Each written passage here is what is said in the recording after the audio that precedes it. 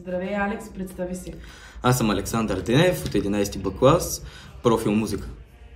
Участваш в проект за съхранение и изучаване на историята на българската армия. Разкажи ни, моля те, каква е връзката ти с тази тема?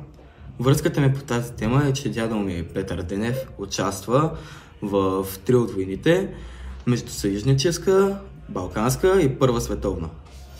Какво знаеш за участието му в тези войни?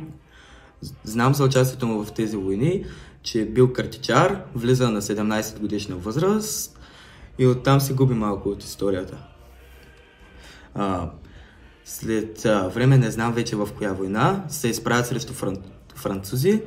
Над 2000 човека в флота българска армия отиват. Французите убиват много от българите. Оставаме около 100 човека, ранени, без патрони, без храна, без абсолютно нищо.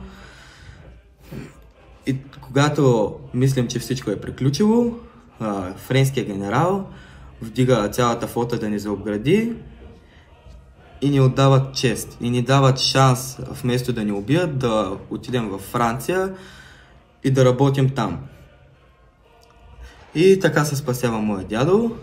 След около 8 години се връща пак в България и това е. Какво означава това наследство за теб лично? Лично за мен означава много. Гордея се с дядо ми, че е допринесъл за българската армия и за българската войска.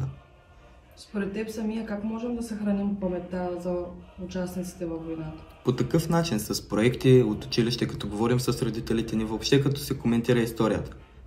На теб самия какво ти даде участието в този проект?